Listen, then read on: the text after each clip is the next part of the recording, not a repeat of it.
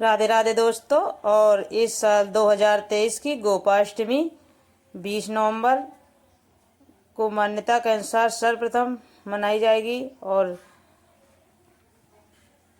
कार्तिक मास में शुक्ल पक्ष की अष्टमी तिथि को गोपाष्टमी का पर्व मनाया जाता है। इस दिन खास तौर पर गौ माता की पूजा और सेवा करने का विधान है। इस साल गोपाष्टमी 20 नवंबर को है। मान्यता है के अनुसार इस दिन सर्वप्रथम भगवान कृष्ण ने गायों को चराना आरंभ किया था, इसलिए एक दिन गौ माता के साथ बछड़े की भी पूजा की जाती है। मान्यता है कि यदि गोपाष्टमी के दिन विधि विधान से गाय का पूजन व सेवा की जाए तो देवी देवताओं का आशीर्वाद प्राप्त होता है।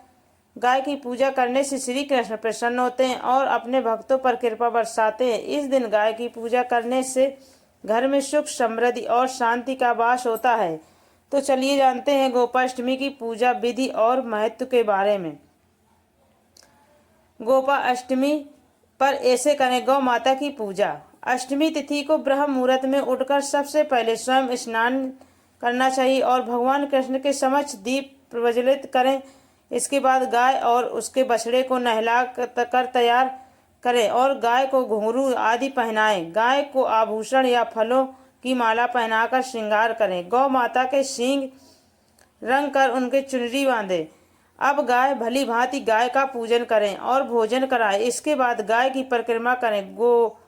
धूलि बेला में पुनः गाय का पूजन करें, उन्हें गुड़ हरा चारा आदि खिलाएं। यदि अपने घर में गाय ना हो तो किसी गौशाला में जाकर गाय का पूजन करें।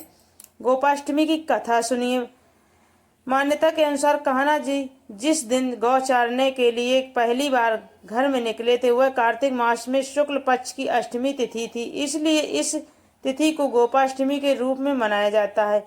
गोपाष्टमी की पौराणिक कथा के अनुसार जब श्री कृष्ण 6 वर्ष के हुए थे तो यशोदा जी ने कहने लगी, मैया अब मैं बड़ा हो गया हूँ। यशोदा जी प्रेम पूर्वक बोली, अच्छा लल्ला, अब तुम बड़े हो गए हो तो बताओ अब क्या करें। इस पर कन्हैया बोले, अब मैं बछड़े चराने नहीं जाऊंगा, अब मैं गाय चराने जाऊंगा। इस पर यशोदा जी ने कहा, ठीक है बाबा, ऐसे बाबा से पूछ लेना। अपनी मैया के इतना कहते ही झट कृष्ण जी नंद बाबा से पूछने पहुंच गए। नंद बाबा ने कहा, लल्ला अभी तुम बहुत छोटे हो, अभी तुम बछड़ी ही चराओ। लेकिन कन्हैया हट करने लगे। तब नंद जी ने कहा, ठीक है लल्ला, तुम पंडित जी को बुला लाओ, वह गौचारण का मुहूर्त देख कर बता देंगे। कोई मुहूर्त नहीं। पंडित जी ने भगवान के कृष्ण गौ तिथि से कहा, गौ द्वारा चरण आरंभ करने शुक्ल पक्ष अष्टमी तिथि को भगवान के द्वारा गौ चरण आरंभ करने के कारण यह तिथि गौ अष्टमी कहलाई गई।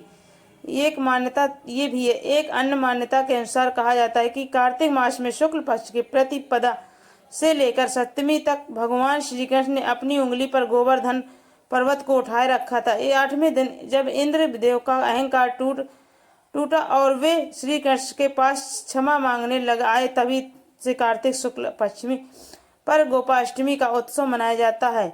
दोस्तों वीडियो अच्छा लगा हो तो लाइक और शेयर कर देना, प्लीज सब्सक्राइब कर देना। राधे राधे दोस्तों।